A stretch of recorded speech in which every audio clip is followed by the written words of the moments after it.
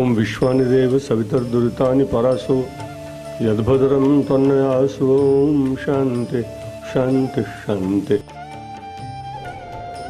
हम सब लोग तो अपने जीवन के पहले निर्माता होने चाहिए हमको, इसलिए ध्यान क्यों नहीं लगता है, ये बड़ा प्रश्न है। ध्यान इसलिए नहीं लगता है कि किसी न किसी नश्वर पदार्थ के साथ मेरी और आपकी गहरी आसक्ति होती है। आपके अपने स्वजनों के प्रति होती है, हमें प्रतिष्ठा के प्रति होती है, संस्थाओं के प्रति होती है, विद्यालयों के प्रति होती है, महाविद्यालयों के प्रति होती है, अनाथालय के प्रति होती है, विश्वविद्यालय के प्रति होती है।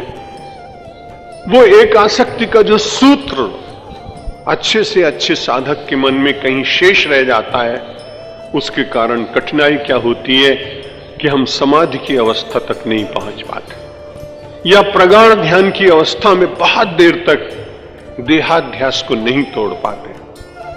मैं जो चर्चा कर रहा हूं उसमें कथा भाग बहुत कम है, क्योंकि आप यहां साधना करने की दृष्टि से आए। 1 महीने आपने अधिक मास में यहां समय व्यतीत किया है।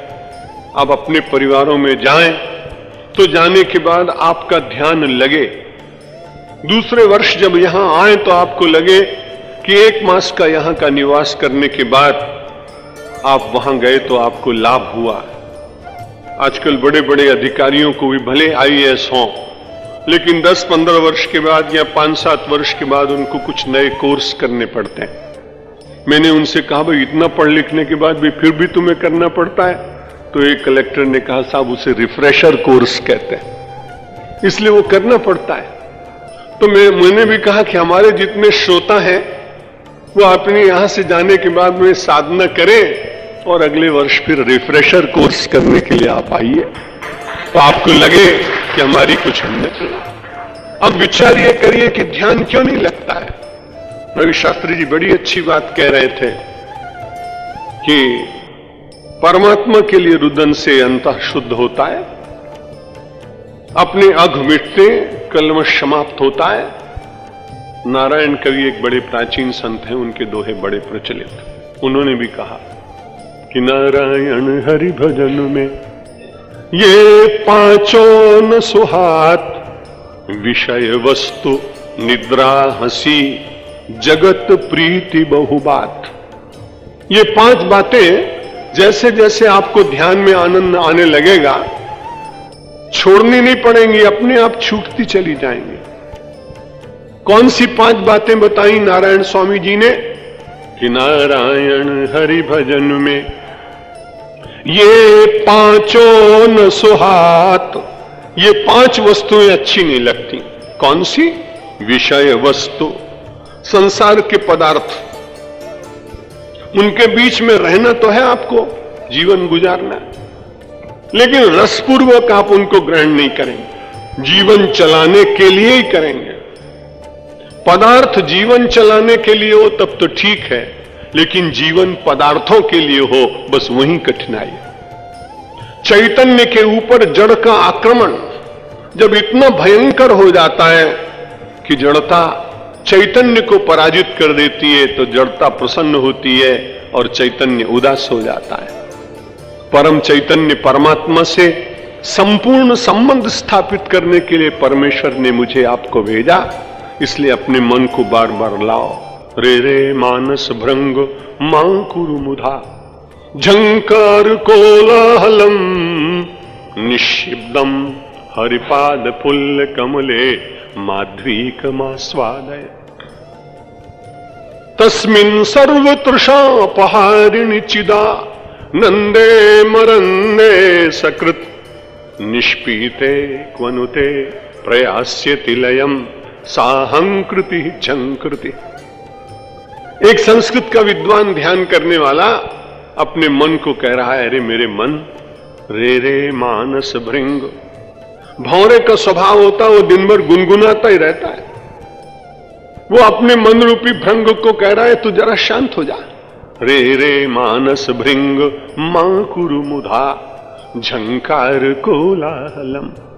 संसार के कोलाहल को अंतर ले जाने के बाद यहां भी तू कोलाहल कर रहा है, शांत हो जा। और उस भौरे को विकल्प दिया उन्होंने कि हरिपाद फुल्ल कमलम, परमात्मा के खिले हुए चरणों के ऊपर मन रूपी भौरे को बिठाइए। भौरे का ये बड़ा विचित्र स्वभाव है कि कमल के पास जाकर उसका गुंजाना बंद हो जाता है। कभी कभी बेचारा संकट में भी पड़ता है। अगर सूर्यास्त के समय अपने गुंजार को बंद करके कमल में बंद हो जाए तो कई बार हाथी उसे खा भी जाता है। रे रे मानस भृंग माकुर मुधा झंकार कोलाहलम निशब्दम। जब ध्यान करें तो अपने अनाहत नाद को सुनने की चेष्टा करिए। बाहर के नाद तो बहुत सुने, भीतर से भी एक निरंतर ध्वनि निकलती है। यदि आप प्रारंभ करेंगे तो पहले तो अपने भीतर से एक ही शब्द सुनाई पड़ेगा, प्रश्नवाचक। वो बार बार ध्वनि में से उत्तर आएगा, कोहम कोहम कोहम। यदि आप फिर खूब दिनों तक ध्यान करते रहे और परमात्मा के चरणारविंद पर मन रूपी भ्रमर को बार बार बिठाने का प्रयत्न करते रहे तो निशब्दम हरिपाद फुल्ल कमले माध्वीकमास्वादय। संसार के तो पता नहीं कितने मधुओं का तूने स्वाद लिया। हमारे हरिवंश राय बच्चन जी, मैं बचपन में पढ़ा करता था प्रयाग में, तब उनकी मधुशाला बहुत प्रचलित थी। और वो जब गाते थे तो जिन्होंने पीना नहीं शुरू किया तब वो भी दूसरे दिन शुरू कर देते थे, क्योंकि वो ऐसी बात कह देते थे कि लोग कहते कि युद्ध कराते मंदिर मस्जिद और प्यार कराती मधुशाला। तो लोगों को ऐसा लगने लगता, लेकिन वे सारे अपने जीवन को नष्ट करते हैं। संसार का बाहरी मधु कितने दिन तक मधुरता दे सकता है? उसमें तो मक्खियां भिनभिनाने लगती, वो तो काल पाकर के अपने आप ही विकृत हो जाता है। लेकिन परमात्मा के चरणारविंदों से निश्चित होने वाला मधु आज तक कभी त्रिकाल में विकृत हुआ हो ऐसा कोई प्रमाण मिलता नहीं। इसलिए अपने मन को समझाते हुए वो कहता है, निशब्दम, बाहर के शब्द बंद करो, अंतर का शब्द सुनो। पहले कोहम सुनाई पड़ेगा, फिर परमात्मा के चरणों में बार बार ले जाने की चेष्टा करेंगे तो उसके बाद वही कोहम बदलकर आपके भीतर से निकलेगा, सोहम सोहम सोहम। आप भगवान शंकर के उपासक हैं तो आएगा मन में से शिवोहम। अगर आप परमात्मा के सगुण साकार के भक्त हैं तो आएगा दासोहम दासोहम दासोहम। आपकी जितनी उपाधियां वे सब नष्ट हो जाएंगे, और उपाधियों के नष्ट हो जाने से आदमी अपने आप आदि व्याधि और उपाधि से रहित होकर फिर केवल परमात्मा के ही पावन प्रसाद का अधिकारी बन जाता है। निशब्दम हरिपाद फुल्ल कमले माध्वी कमास्वादय। मन को समझाते हुए साधक ने कहा, एक बार तो पियो। निष्पीते क्वनुते प्रयास्यति लयम साहंकृति झंकृति। जो झंकृति है मन रूपी मधुकर की, वो केवल अहंकार की झंकृति है। सितार में से तो अलग अलग तार बजाने के बाद कोई अलग अलग झंकृति निकलती है। क्षमा करिएगा, हमारे और जीवन और आपके जीवन के सितार में से केवल एक ही झंकृति निकलती है और उसका नाम है अहंकृति। अहंकृति की झंकृति जिस दिन बंद हो जाएगी उस दिन ध्यान लगाना थोड़ी पड़ेगा, ध्यान अपने आप लग जाएगा। रे रे मानस भृंग मां कुरु मुधा झंकार कोलाहलम निशब्दम हरिपाद फुल्ल कमले माध्वी कमास्वादय। तस्मिन् सर्वतृषा पहारिणि चिदानंदे मरंदे सकृत निष्पीते क्वनुते प्रयास्यति लयम साहंकृति झंकृति। जब परमात्मा के चरणारविंद पर मन रूपी मधुकर को बिठा दिया और वहां से शाश्वत मधु का आनंद वो प्राप्त करने लगा, तो मैंने अभी निवेदन किया, दुनिया के सितारों में अलग अलग झंकृति, मानव के जीवन के सितार की केवल एक झंकृति और उसका नाम अहंकृति। यदि उसमें से अहंकृति निकल गई तो जितनी भी कृति है वो सब परमात्मा की कृति होगी, विकृति निकल जाएगी, कृति में आप जिएंगे, जीवन धन्य हो जाएगा। अब तो लोचन चातक जिन कर राखे, राहें जलधर अभिलाके। सुनिए माननीय राजेश्वरानंद सरस्वती जी से।